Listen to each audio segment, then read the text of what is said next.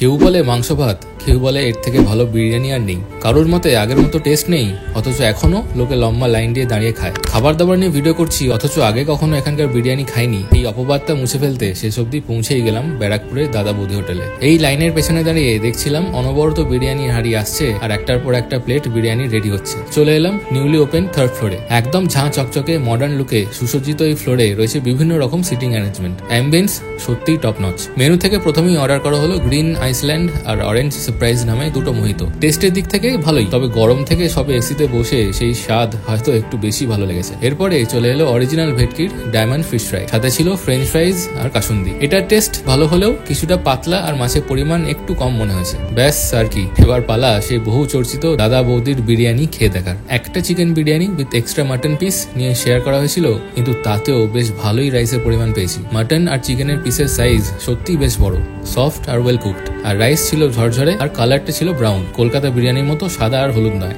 এই নরম আলু দিয়ে গরম বিরিয়ানিটা খেতে আমার তো প্রথমবার বেশ ভালোই লাগলো। খুব লাইট নয়, বিশাল হেভিও লাগেনি, আর মিডিয়াম স্পাইসি ফ্লেভার। কোল্ড ড্রিঙ্কসে মাঝে মাঝে চুমুক দিয়ে খেতে বেশ এনজয় করেছি। এবার আগে কেমন টেস্ট ছিল আর এখন কি হয়েছে সেই কম্পারিজন তো আমি করতে পারবো না, তোমরাই জানাও কমেন্টে। আচ্ছা, তোমাদের কি ধরনের লস্যি খেতে ভালো লাগে? সুইট, সাওয়ার নাকি ফ্লেভার দেওয়া? ব্যারাকপুর স্টেশনের বাইরে লাইন দিয়ে রয়েছে বেশ কিছু লস্যির দোকান। এরই মধ্যে চলে এলাম একদম ডান দিকে এই স্বপ্না স্পেশাল লস্যিতে। মেনুতে দেখলাম অনেক ধরনের লস্যি পাওয়া যায়। এনাদেরই সাজেশনে নিয়ে নিলাম বড় ভাঁড়ে একটা করে স্পেশাল লস্যি, একটা ম্যাঙ্গো আর একটা রোজ ফ্লেভারের সাথে। সামনেই এই হাঁড়ির মধ্যে বানানো হতে থাকলো সেটা, আর একটু পরেই হাতে পেয়ে গেলাম বড় ভাঁড়ে স্পেশাল লস্যি। টেস্টের কথা বলতে গেলে আমার ঠিকঠাক লেগেছে। আমি যেহেতু একটু সুইট লস্যি প্রেফার করি, তাই ওপরে দেওয়া এই মশলাটা খুব একটা ভালো লাগেনি। আর ফ্লেভার গুলো কারোর ভালো লাগলে নিতে পারে, তবে ওই একবার টেস্ট করার জন্য ঠিক আছে। যাই হোক, সব মিলিয়ে এই এক একটা লস্যির দাম পড়েছিল 80 টাকা করে। ব্যারাকপুর মানেই কি শুধু বিরিয়ানি আর বিরিয়ানি? সোশ্যাল মিডিয়াতে অনেকগুলো ভিডিও দেখেছিলাম এই 190 বছরেরও বেশি পুরনো দোকানটার,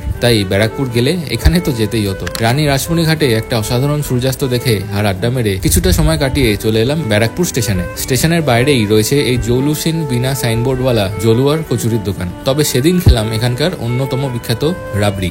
নিয়েছিলাম 40 টাকার এই ভাঁড়টা। ঘন ক্ষীরের মধ্যে মোটা সর বা মালাই, যেটার রং কিছুটা লালচে আর একটু কড়া, খেতে অনবদ্য লেগেছে। দোকানটা দেখলে হয়তো অনেকেই বলবে আর একটু পরিষ্কার পরিচ্ছন্ন হওয়া দরকার, তবে এখানকার রাবড়ি নিয়ে কিন্তু কোনো কথা হবে না।